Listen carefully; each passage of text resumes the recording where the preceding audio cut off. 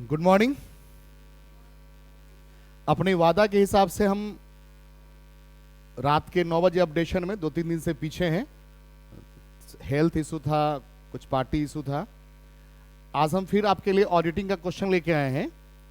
उस क्वेश्चंस का नाम है, जो स्क्रीन पे दिख रहा होगा, लेखा कर्म आवश्यक है जबकि अंकेक्षण विलासिता। किस कंडीशन में अकाउंटेंसी को नेसेसिटी कहा जाता है, क्यों वो आवश्यक है, और किस कंडीशन में ऑडिटिंग को लग्जरी कहा जाता है, विलासिता कहा जाता है। इस क्वेश्चन का आज हम चर्चा करेंगे। तो वंस अगेन पार्ट थर्ड वाले, अभी भी आपके हाथ में 10 दिन है, क्योंकि आज 1 मई है। 10 दिन में लोग पहाड़ उल्टा सकता है। अगर आप 10 से 12 घंटा मेहनत करेंगे तो चारों ऑनर्स में कमांड करना बहुत ही आसान होगा। तो चलिए क्वेश्चन की दुनिया में चलते हैं कि लेखा कर्म आवश्यकता है जबकि अंकेक्षण विलासिता। Accounting is necessity, well auditing is luxury. शुरू करें। इस क्वेश्चन की व्याख्या करने से पूर्व हमारी बात को गौर से सुनिए। इस क्वेश्चन को हम 4 टुकड़ा कर सकते हैं। सबसे पहले तो लेखा कर्म क्या है, अंकेक्षण क्या है, आवश्यकता क्या है, विलासिता क्या है, ये 4 टॉपिक।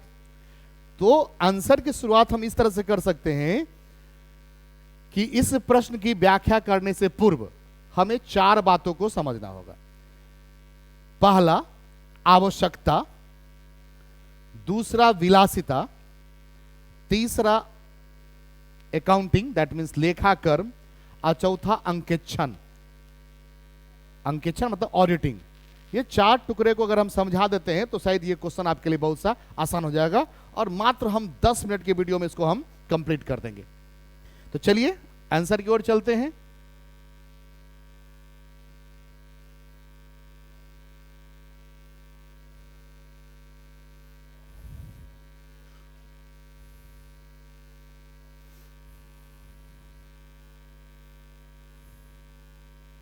देखिए, हमने भी आंसर में लिखा है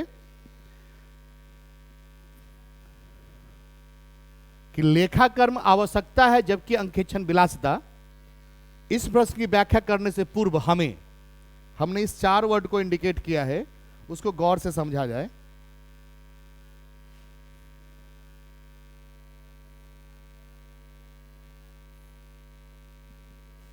पहला आवश्यकता, दूसरा विलासिता। आवश्यकता मतलब नेसेसरी, विलासिता मतलब लग्जरी, लेखा कर्म अकाउंटिंग, और अंकेक्षण ऑडिटिंग। इस 4 बात को अगर आप समझते हैं तो आपका ये क्वेश्चन सॉल्व। ये आवश्यकता क्या है और ये विलासिता क्या है। मैं आपसे पूछ रहा हूं, एक स्टूडेंट के लिए कॉपी और पेन, किताब क्या है, आवश्यकता है। लेकिन उस स्टूडेंट के लिए बाइक लग्जरी है, विलासिता है। एक डॉक्टर के लिए ऑपरेशन थिएटर अगर एसी है तो वो आवश्यकता है, क्योंकि पेशेंट को उसमें रिलीफ मिलेगा। तो खैर चलिए वंस अगेन, आवश्यकता नेसेसिटी क्या होता है।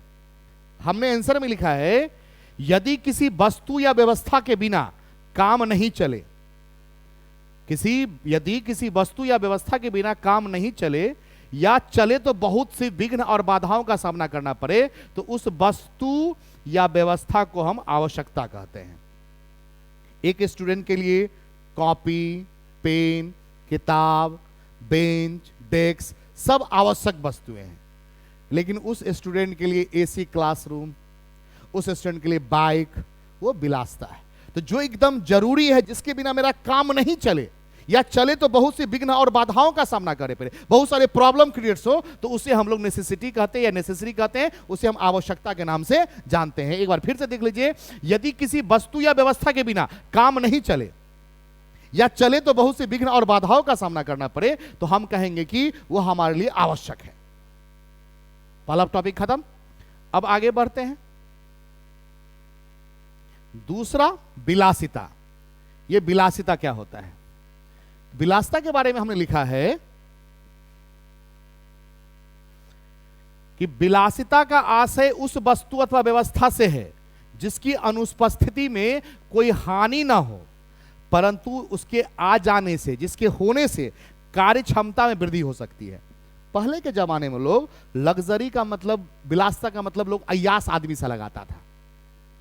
पहले जब लोग समाज में लोग नहीं कहता था ये अय्यास आदमी है, लग्जरी का मतलब वो पूछता था। लेकिन अब का सोच बदल गया, नहीं वह नहीं है तो ठीक है काम चल जाएगा, लेकिन उसके आ जाने से कार्य क्षमता में वृद्धि हो जाएगी, वो थोड़ा सा रिलैक्सेशन हमको क्रिएट करेगा। उसे हम लोग क्या कहते हैं, लग्जरी कहते हैं। कहने का मतलब कि विलासिता का आशय उस वस्तु या व्यवस्था से है जिसकी अनुपस्थिति में कोई हानि ना हो, परंतु जिसके होने से कार्य क्षमता में वृद्धि हो जाती है, आपका एनर्जी लेवल बढ़ जाता है।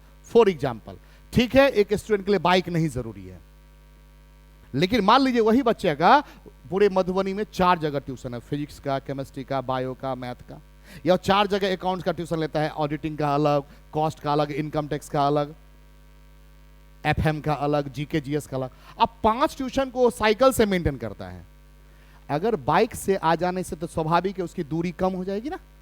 ठीक है बाइक उस स्टूडेंट के लिए विलासिता है, लेकिन एक दृष्टिकोण से देखिए अगर उसके आ जाने से कार्य क्षमता में क्या हो गई, वृद्धि हो गई, वो टाइम रिसोर्स उसका बच गया, समय का बचत हो गया। उसने कहता है पहले का सोच था विलासिता मतलब अय्यास, ऐसी बात नहीं है। अब का सोच है कि विलासिता का आशय उस वस्तु या व्यवस्था से है जिसकी अनुपस्थिति में कोई हानि ना हो, परंतु जिसके होने से कार्य क्षमता में क्या हो जाती है, वृद्धि हो जाती है। अब समझ में आ रहा? एक प्रोफेसर के लिए कार आवश्यक वस्तु है, क्योंकि बहुत दूर से क्लास करने आता है, फिर बहुत दूर जाना होता है। एक स्टूडेंट के लिए कॉपी, पेन, पेंसिल एकदम अनिवार्य है, लेकिन बाइक विलासिता है। लेकिन ठीक है अगर हो गया तो कोई खराब बात नहीं है, उसका वो कंफर्टेबल जोन में काम कर लेगा। तो 2 टॉपिक खत्म। तीसरा लीजिए अकाउंटेंसी, जो आप 11th क्लास से पढ़ते आ रहे हैं। अगर ये डिफिनेशन आपको भारी लगे तो आप 11th वाला भी कोई डिफिनेशन देख सकते हैं।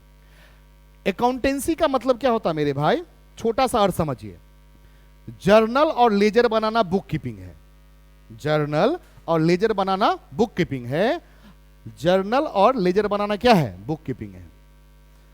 लेकिन जर्नल लेजर बनाना बुक कीपिंग है, लेकिन बुक कीपिंग के बाद जब अकाउंटिंग शुरू होता है, अकाउंटेंसी शुरू होता है, तो ट्रायल बैलेंस बनाना, फाइनल अकाउंट बनाना। जब ये फाइनल अकाउंट आएगा तो फाइनल अकाउंट में trading account, profit and loss account और बैलेंस शीट बनाना ही अकाउंटेंसी कहलाता है। हमने डिफिनेशन में लिखा है पुस्तपालन के कार्य के बाद, दैट मींस बुक कीपिंग के बाद लेखा कर्म का कार्य प्रारंभ होता है। यानी कहता है book keeping ends, accountancy begin. ये भी एक क्वेश्चन होंगे, book keeping ends, accountancy begin. तो पुस्तपालन के कार्य के बाद लेखा कर्म का कार्य प्रारंभ होता है। पुस्तपालन के अंतर्गत लेखा पुस्तकों में वर्गीकृत एवं अभिलेखित लेखों के आधार पर तलपट, that means trial balance, trial balance और व्यापार और लाभ हानि खाता, जिसको आप लोग फाइनल अकाउंट के नाम से जानते हैं, जिसमें ये तीनों चीज आता है। यानी आपने पढ़ा होगा एक word final account. Final account, तो फाइनल अकाउंट में नहीं बनाते ट्रेडिंग अकाउंट, 2 नंबर में प्रॉफिट एंड लॉस, 3 नंबर में बैलेंस शीट। क्लियर? तो कहते हैं book keeping ends, accountancy begin. तो स्वाभाविक है अकाउंटेंसी में क्या होगा कि जो हम पुस्तक तैयार किए थे उसका वर्गीकृत रूप, जिसमें आपको ट्रायल बैलेंस और ट्रेडिंग, प्रॉफिट लॉस और बैलेंस यानी कि फाइनल अकाउंट आता है। आपने 3 टॉपिक समझा, आवश्यकता, विलासिता और अकाउंटेंसी। अब हम लोग चले आते हैं क्वेश्चंस को आगे बढ़ाते हुए, ऑडिटिंग, अंकेक्षण। तो जो भाई साहब ऑनलाइन में पहली बार हमको देख रहे हैं, आप एक वीडियो जरूर सुन लीजिएगा कि अंकेक्षण किसे कहते हैं, उसके उद्देश्य, या अंकेक्षण किसे कहते हैं, उसके लाभ। उसमें हमने अंकेक्षण को बहुत लंबे चौड़ा में डिफाइन किया। अभी तो टू दी पॉइंट एग्जाम के पर्पज से हमने लिखा है कि लेखा पुस्तकों तथा उसके आधार पर निर्मित, लेखा पुस्तकों तथा उसके आधार पर निर्मित विवरणों की सतता की जानकारी के लिए की गई जांच अंकेक्षण कहलाती है। दैट मींस बही को चेक करना, और चेक करने वाला व्यक्ति होना चाहिए सीए, और सीए जो काम करता है उसी को ऑडिटिंग कहते हैं, अपने बही को चेक करना। वंस अगेन एक बार परिभाषा आप देख लीजिए कि लेखा पुस्तकों तथा उसके आधार पर निर्मित विवरणों की सत्यता की जानकारी के लिए की गई जांच अंकेक्षण कहलाती है। राजा बाबू क्लियर, समझ रहे हैं आप लोग? नूतन आगे बढ़े। चलिए, अब आपने 4 टॉपिक समझ लिया। आप देखिए, मैं बार बार कर रहा हूं, ज्ञान अथाह है, उसकी कोई सीमा नहीं है ना, उसका कभी जितना आप गोता लगाते जाएंगे मेरे भाई, उसकी गहराई बढ़ती चली जाती है, ये कभी खत्म नहीं होता है। अगर कोई कहता है कि ज्ञान खत्म हो जाएगा, इम्पॉसिबल। आपको जितना जरूरत है उतना ले लीजिए, आपका काम चल जाएगा। तो आपका चूंकि एग्जाम है, ऑडिटिंग है, उस दृष्टिकोण से एग्जाम में पहले आप आवश्यकता को समझाइए, फिर विलासिता को समझाइए, फिर लेखाकर्म को समझाइए, फिर अंकेक्षण समझाइए। जब ये 4 टॉपिक समझाएंगे, अगर 4-4 लाइन में ही समझाएंगे, 5-5 लाइन में समझाएंगे, तो 20 से 25 लाइन आपका भर गया। कॉपी देखने में खूबसूरत लगा। अब हम क्वेश्चन को आगे बढ़ाते हैं कि लेखाकर्म की आवश्यकता, नेसेसिटी ऑफ अकाउंटेंसी। कहता है लेखाकर्म की आवश्यकता। ये लेखाकर्म का क्या आवश्यकता है मेरे भाई? तो लेखाकर्म की आवश्यकता में हमने लिखा है व्यापार छोटा हो या बड़ा, यानी आपका स्मॉल बिजनेस हो या बिग बिजनेस हो, तो व्यापार छोटा हो या बड़ा लेखाकर्म आवश्यक होता है। इस संबंध में निम्नलिखित तर्क प्रस्तुत किए जाते हैं। स्वाभाविक है, व्यापार छोटा हो, व्यापार बड़ा हो, लेखाकर्म सभी के लिए आवश्यक है। क्यों आवश्यक है मेरे भाई? गोलू मोलू, क्यों आवश्यक है? तो पहला पॉइंट क्या है, पढ़िए तो आप लोग पढ़िए। देखिए, आज जो हम क्लास बना रहे हैं अपने बच्चों के साथ बना रहे हैं। ये रहा मेरा बच्चा लोग, ये रहा हमारा बच्चा लोग, ये रहा हमारा बच्चा लोग, ये रहा हमारा बच्चा लोग, और ये रहे हम।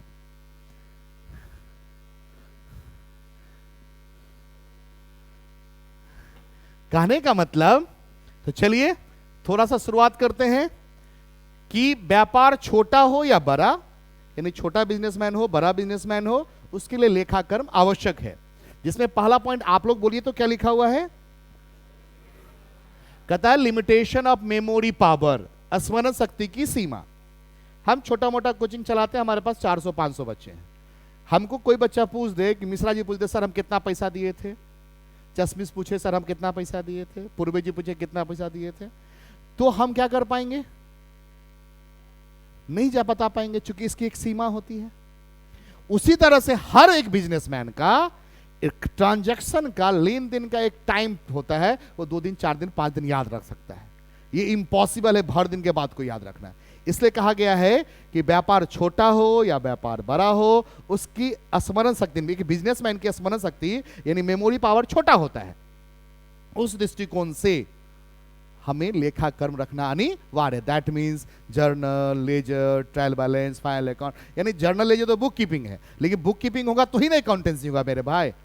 अरे जर्नल नहीं बनेगा तो लेजर नहीं बनेगा, लेजर नहीं बनेगा तो ट्रायल बैलेंस नहीं बनेगा, ट्रायल बैलेंस नहीं बनेगा तो फाइनल अकाउंट नहीं बनेगा, क्योंकि सब पर एक दूसरे डिपेंडेंसी है। तो वही कहता है स्मरण शक्ति की सीमा। तो आपको सिंपल लिखना है कि ट्रांजैक्शन बहुत होते हैं, सौदे बहुत होते हैं, सब बात को मेमोरी में रखना संभव नहीं है। इसलिए ये पहला पॉइंट हो गया। लाभ हानि की जानकारी, knowledge of profit and loss. कोई भी बिजनेसमैन यह जानना चाहता है कि प्रॉफिट कितना, लॉस कितना। तो प्रॉफिट और लॉस कैसे मालूम होगा? अकाउंटेंसी से। क्या सही बोले कि नहीं बोले? तो अभिषेक क्या सही है कि नहीं कि लाभ हानि की जानकारी कैसे मिलेगी? तो अकाउंटेंसी से मिलेगी।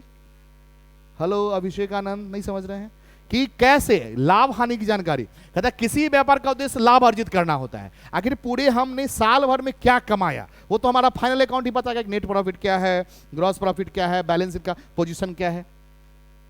व्यवसाय की आर्थिक स्थिति की जानकारी, knowledge of economic position of the business.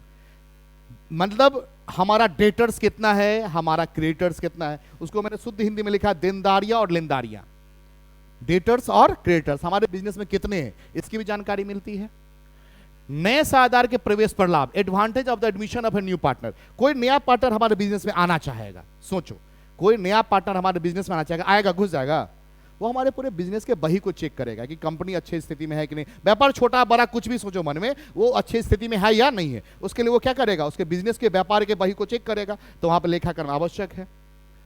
आयकर तथा बिक्री कर के निर्धारण में सुविधा, facility in the determination of the income tax and sale tax.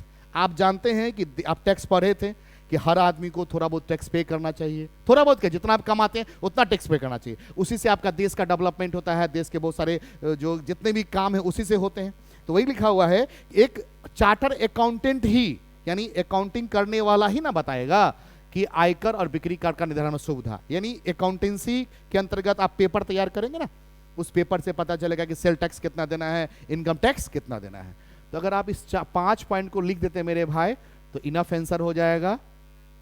स्मरण शक्ति की सीमा, यानी हर व्यापारी का सोचने समझने का समय सीमित होता है, उसलिए अकाउंटेंसी होना चाहिए। लाभ हानि की जानकारी हर आदमी चाहता है कि उसके बिजनेस में प्रॉफिट क्या हुआ, लॉस क्या, उसकी जानकारी। आर्थिक स्थिति की जानकारी, डेटर्स कितना है, क्रेडिटर्स कितना है, बैलेंस का पोजीशन क्या है।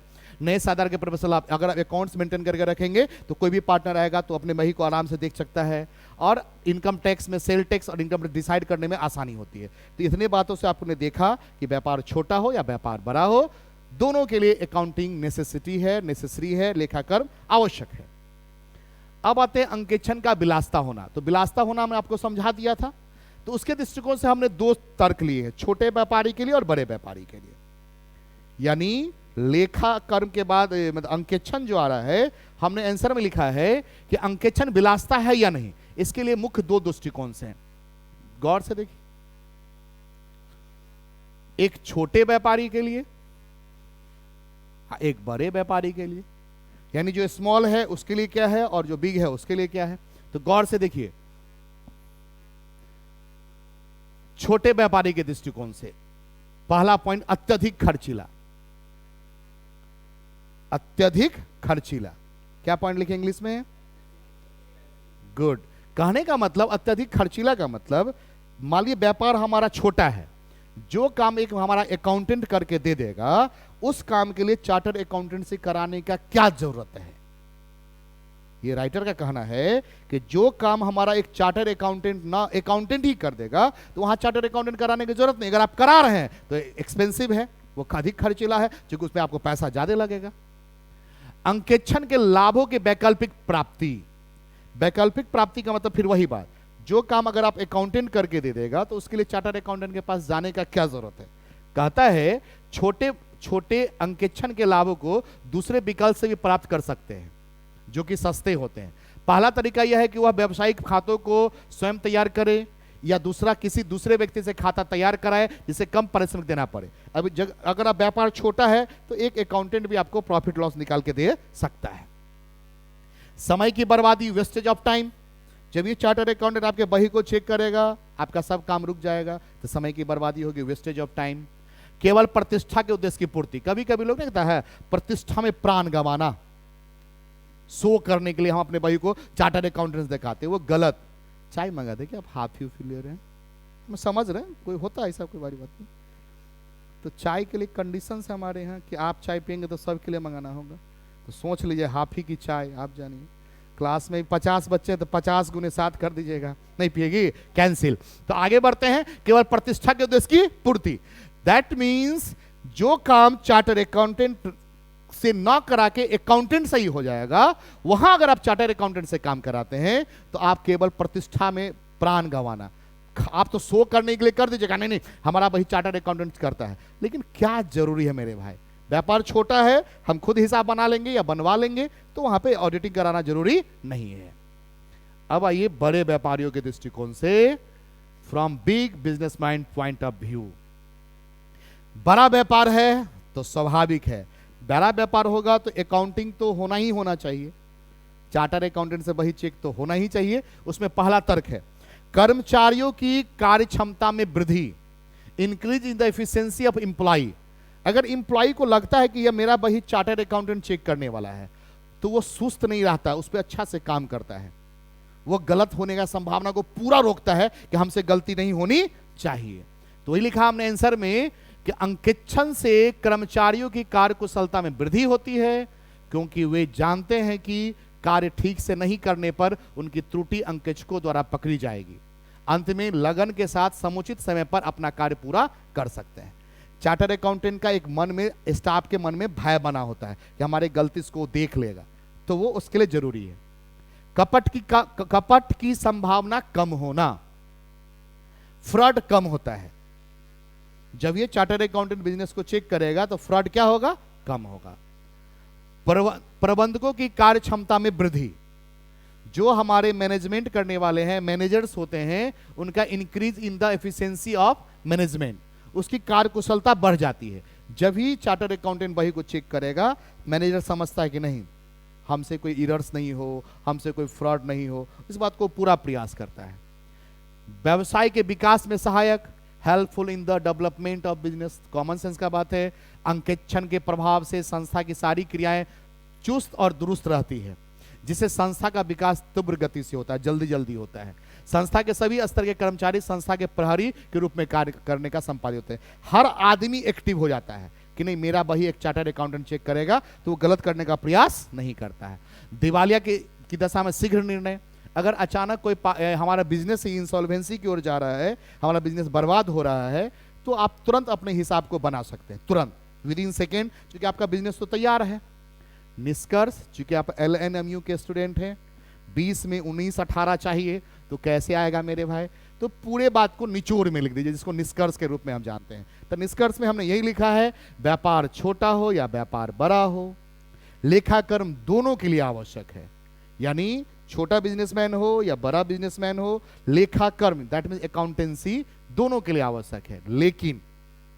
लेकिन छोटे व्यापारियों के लिए अंकेक्षण विलासिता है, लेकिन बड़े व्यापारियों के लिए अंकेक्षण विलासिता नहीं है। हमको विश्वास है इस लेक्चर को सुनने के बाद अब आप समझ गए आवश्यकता क्या होता है, विलासिता क्या होता है, लेखाकर्म क्या होता है, अंकेक्षण क्या होता है, कहाँ पे जरूरी है, कहाँ पे ये जरूरी नहीं है। तो चलिए फिर इसी तरह का वीडियो कल बनाएंगे। और एक बात, मेरे जो ऑनलाइन क्लास वाले बच्चे हैं, एक मैं छोटा सा रिक्वेस्ट करना चाहूँगा। मुझे लगता है कि 4 या 5 वीडियो मैंने ऑडिटिंग में दे दिया है, मैं 3-4 बनाने का और प्रयास करूँगा। थोड़ा सा वो समझ सकते हैं कि हम भी ऑफलाइन में मेरा पूरा क्लास व्यस्त रहता है, फिर भी जब जब मौका मिलेगा रात में 9 बजे फिर इस वीडियो को हम अपलोड करते रहेंगे। जो हमसे मदद होगा वो हम करेंगे। Good night.